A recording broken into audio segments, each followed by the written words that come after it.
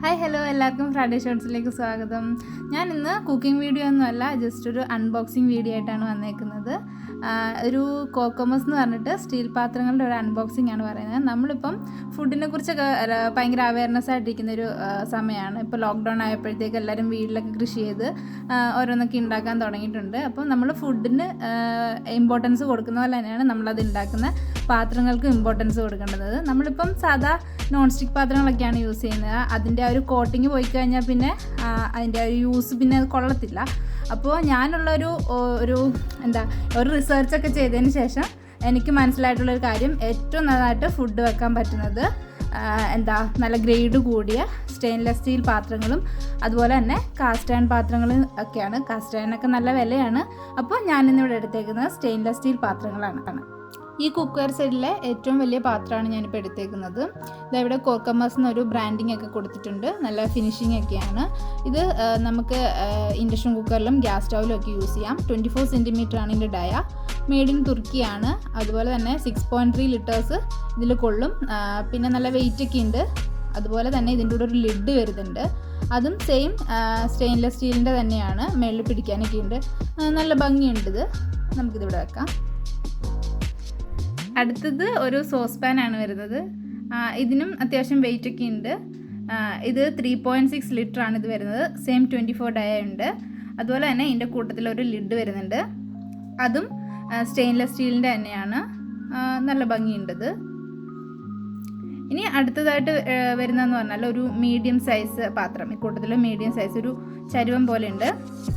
അത് 3.7 ലിറ്റേഴ്സിൽ ഇതിൽ കൊള്ളുന്നുണ്ട്.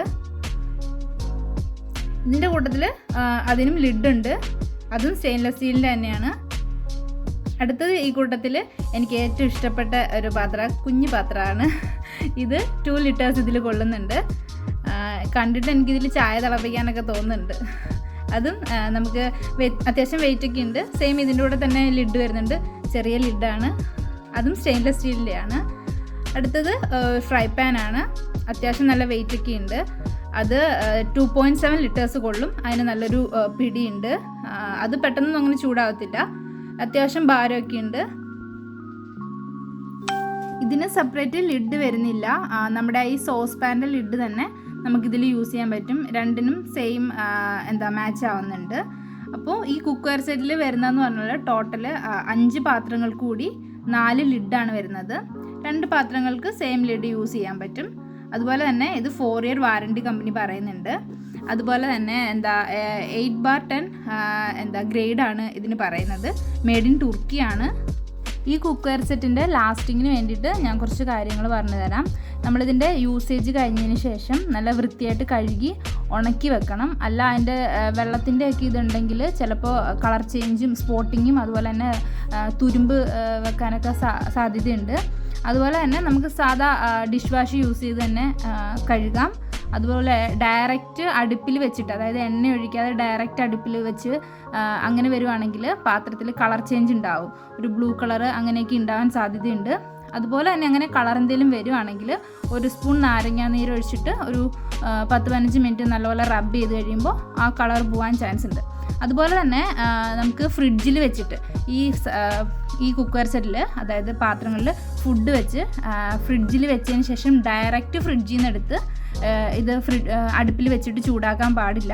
ജസ്റ്റ് അതിൻ്റെ തണുപ്പൊക്കെ ഒന്ന് മാറിയതിന് ശേഷം മാത്രമേ അടുപ്പിൽ വെച്ച് ചൂടാക്കാൻ പാടുള്ളൂ. അതുപോലെ തന്നെ നിങ്ങൾക്ക് എല്ലാവർക്കും അറിയാൻ പറ്റുമല്ലോ, സ്റ്റെയിൻലെസ് സ്റ്റീലിൽ ഡയറക്റ്റ് ഉപ്പ് യൂസ് ചെയ്യാൻ പാടില്ലെന്ന്. ഉപ്പ് യൂസ് ചെയ്യുകയാണെങ്കിൽ അത് ചീത്തയാവാൻ സാധ്യതയുണ്ട്, കിഴിയാനൊക്കെ സാധ്യതയുണ്ട്. അതുകൊണ്ട് ഡയറക്റ്റ് സാധനങ്ങളൊന്നും ഒഴിക്കാതെ, അതായത് ഇതിൻ്റെ അകത്ത് എന്തെങ്കിലും വെച്ച് അത് തിളച്ച് കഴിഞ്ഞതിന് ശേഷം മാത്രമേ ഉപ്പ് യൂസ് ചെയ്യാവുള്ളൂ. ഞാനിത് ആമസോണിൽ നിന്നാണ് പർച്ചേസ് ചെയ്തത്. ഏറ്റവും നല്ല റിവ്യൂ ഉള്ള ഒരു നല്ല കമ്പനിയാണ് കോർക്കമസ്. അതുപോലെ തന്നെ അതുകൊണ്ട് എനിക്കിതൊരു ഓഫർ ടൈമിലാണ് കിട്ടിയത്. നിങ്ങൾക്ക് ആർക്കെങ്കിലും ഇത് വാങ്ങിക്കാൻ താല്പര്യം ഉണ്ടെങ്കിൽ ഞാൻ ഇതിൻ്റെ ലിങ്ക് ഡിസ്ക്രിപ്ഷൻ ബോക്സിൽ കൊടുത്തേക്കാം. നിങ്ങൾക്കത് യൂസ് ചെയ്ത് പർച്ചേസ് ചെയ്യാം. നിങ്ങൾക്ക് ഈ വീഡിയോ ഇഷ്ടമായിട്ടുണ്ടെങ്കിൽ ലൈക്ക് ചെയ്യുക, സബ്സ്ക്രൈബ് ചെയ്യുക, അതുപോലെ തന്നെ സപ്പോർട്ട് ചെയ്യണം, കമൻറ്റ് ചെയ്യണം കേട്ടോ. അപ്പോൾ ഇതുപോലുള്ള ഹോംലി വീഡിയോസായിട്ട് ഞാൻ ഇനി വീണ്ടും വരുന്നതായിരിക്കും. അപ്പോൾ ഓക്കെ, ബൈ, താങ്ക് യു.